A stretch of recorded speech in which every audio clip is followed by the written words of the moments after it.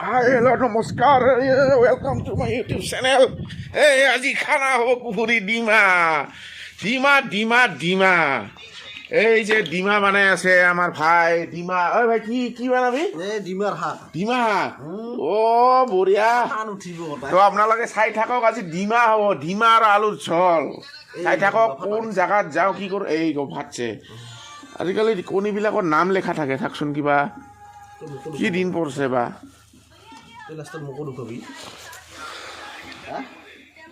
আমাৰ ডিমাও সিজিল, আলুও সিজিল, এৰা আলুগিলাও সিজিল, এলা ডিমা আৰু আলুৰ শাক বনাব লাগছে। ওৰা আমাৰ ৰান্ধনী ৰঞ্জিতা কেংকা বঢ়িয়া না, মজা কৰি খাম কিন্তু আজি হা। আজি পাখান উঠাব লাগব। এয়া মছলা ভাজা হৈ আছে। ৰঞ্জিতা কি হালধি দিবি?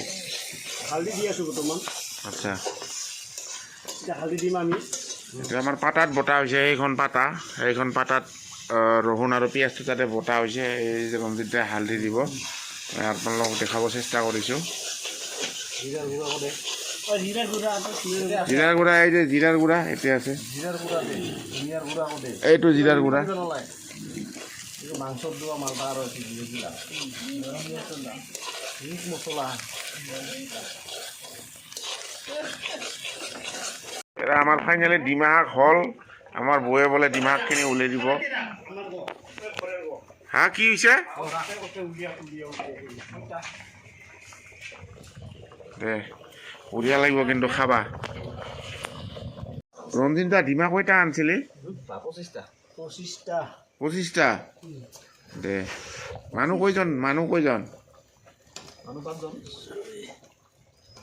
5জন না, বঢ়িয়া।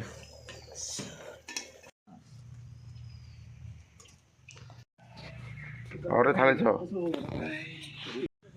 বঢ়িয়া লোকেশ্যন, লোকেল।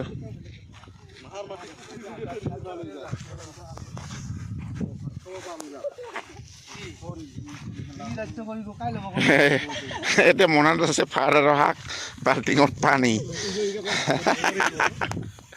ইফালেও পানী ইফালেও পানী। চাওক কি ধুনীয়া লোকেশ্যন, ইয়াতেও পানী, নীলা ৰঙৰ পানী।